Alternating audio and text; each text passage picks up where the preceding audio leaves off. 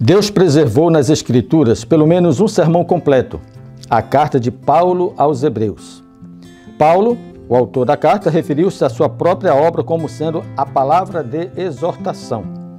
Essa expressão era usada para identificar o sermão tanto na sinagoga quanto no culto cristão.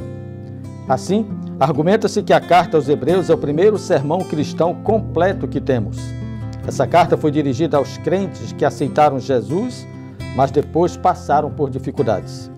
Portanto, o desafio nesse trimestre é perseverar na fé em Jesus e fixar os olhos naquele que está agora no santuário celestial.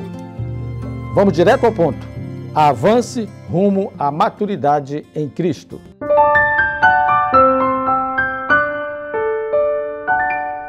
A lição número 1, eu quero deixar agora as dicas e informações importantes para que você possa, na sua unidade de ação, apresentar o tema da lição. Eu sintetizei numa palavra, a carta. Sobre a lição, é importante que você encontre um personagem. Esse personagem estará presente em toda a descrição da lição desse trimestre, Jesus. O importante é que nessa semana, a lição apresenta o retrato de Jesus e o seu amor. Qual é a melhor imagem de Jesus na lição dessa semana? Governante, sumo sacerdote e mediador. Então você pode trabalhar essas três palavras na sua unidade de ação, apresentando Jesus nesse primeiro momento como aquele que é o governante, sumo sacerdote e mediador. O verso para memorizar, ele apresenta uma ideia de apelo.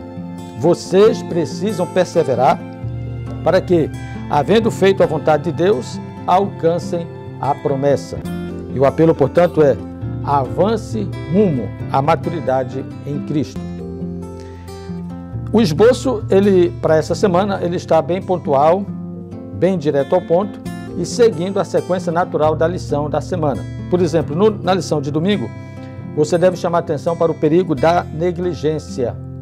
Nesse ponto, você pode abordar, vocês não viram a pessoa, mas viram seus sinais. Quando Paulo estava escrevendo essa carta, ele estava se referindo a crentes que não conheceram Jesus pessoalmente, mas podiam ver os sinais na vida dos discípulos. Então, é o nosso caso hoje. Nós não conhecemos, não convivemos com Jesus pessoalmente, mas hoje nós podemos ver os seus sinais. Segunda-feira, consequências da conversão.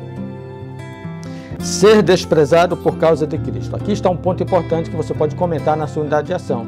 A primeira consequência, talvez, não digo a principal, mas uma delas, mas seguramente a primeira, pode ser o desprezo por causa de Cristo. Quando você aceita Jesus, você vai causar naturalmente um impacto para aqueles que rejeitam a Cristo como Senhor e Salvador. Para terça-feira, eu sugiro que você utilize a pergunta número 4 da lição. Eu achei interessante destacar essa pergunta 4. Você lê os textos que estão propostos, mas a pergunta você faz à unidade. Quais foram alguns dos desafios que os crentes enfrentaram?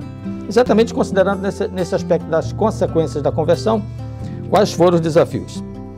Quarta e quinta-feira, eu sugiro que você estude junto, porque o tema fala de encorajamento nos últimos dias. Portanto, apegue-se às verdades ouvidas, exorte-se mutuamente uns aos outros e deixem o leite e usem alimento sólido.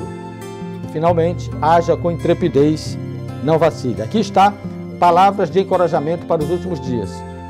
Apegue-se às verdades ouvidas, exortai-vos mutuamente, pare de tomar leite, comece a comer alimento sólido, amadureça. Você não pode ficar bebê o resto da sua vida. Você nasceu em Cristo, mas não nasceu para ficar bebê o resto da sua vida.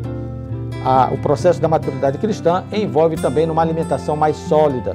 E, finalmente, não vacile na fé. Haja com coragem, com intrepidez. Dessa maneira, você enfrenta os desafios para os últimos dias.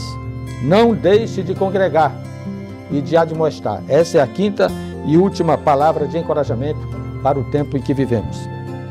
Bom, nós estamos indicando para a lição desse trimestre uma novidade, que é a parte de estudo adicional. E para esse tema, vou estar sugerindo sempre uma pergunta que você, caso tenha tempo na unidade, você pode trabalhar esse estudo adicional com a sua unidade de ação. Para essa semana, a pergunta 3 da lição de sexta-feira. Que semelhanças há entre a experiência dos leitores de Hebreus e da igreja de Laodiceia? É importante você fazer esse comparativo. Aliás, no tempo em que Paulo estava escrevendo essa carta, para ele era um tempo de fim, no contexto que ele estava. No nosso tempo, estamos no contexto também do tempo do fim. É importante que a nossa experiência seja comparada em relação a esses fatos. Nossa experiência se assemelha a eles. O que aprendemos com isso? Então discuta isso com a sua unidade de ação e não esqueça, para a próxima semana, a mensagem de Hebreus é o título e o tema que estaremos estudando. Mas sempre assim, direto ao ponto.